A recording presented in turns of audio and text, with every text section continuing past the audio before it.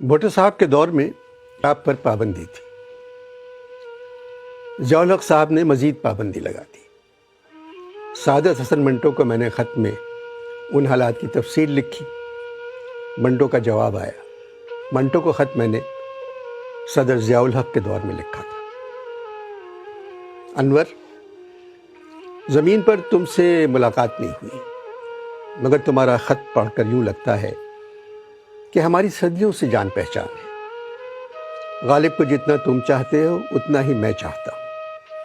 ہندوستان میں جو فلم مرزا غالب بنی تھی وہ کہانی میں نے لکھی تھی. سریا مجھے پسند تھی، مگر مجھے معلوم نہیں تھا بھارت بھوشن مرزا غالب کا کردار ادا کریں گے. تمہیں پاکستان سے محبت ہے، مجھے بھی پاکستان سے محبت تھی. پارٹیشن کے بعد عصمت چغتائی نے مجھ سے کہا، آپ پاکستان جا کر کیا کریں گے؟ میں نے کہا، عصمت، وہاں ہم ہی ہم ہوں گے. مگر میں پاکستان بننے کے 8 سال بعد دنیا چھوڑ آیا. عمر کیا تھی میری؟ 43 برس. مختلف افسانے لکھنے پر مجھے کئی دفعہ جیل ہوئی. جب بھی کبھی میں نے معقول افسانہ لکھا مجھے جیل جانا پڑا.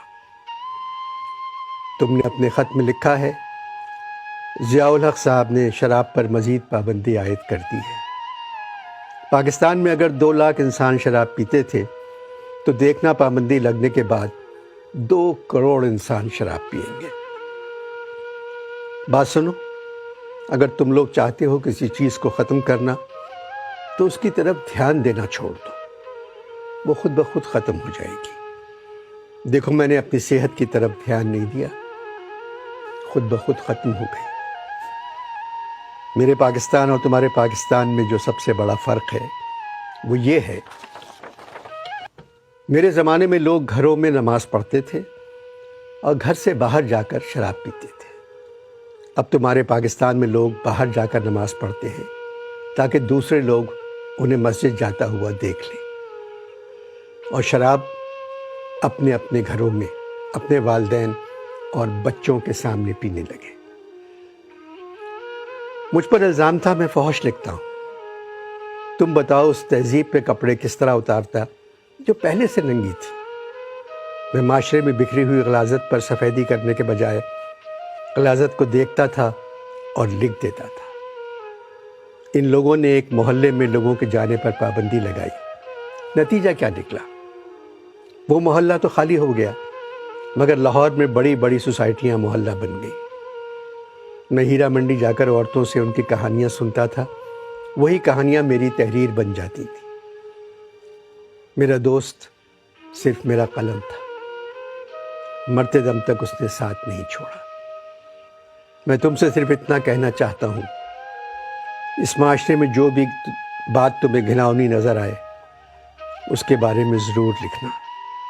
اور مجھے بہت سو نے بتایا ہے تم لکھتے بھی ہو اور منہ پر بھی کہہ دیتے ہو. انور، میں نے کبھی جھوٹ نہیں بولا.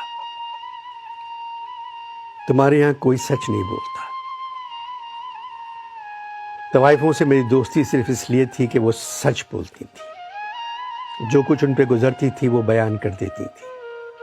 مجھے اپنے کرداروں سے ہمیشہ محبت رہی اور تمہارے ملک میں بسنے والے جاہلوں کو نفرت، جبکہ اکثر ان جاہلوں سے میری ملاقات اسی محلے میں ہوتی تھی.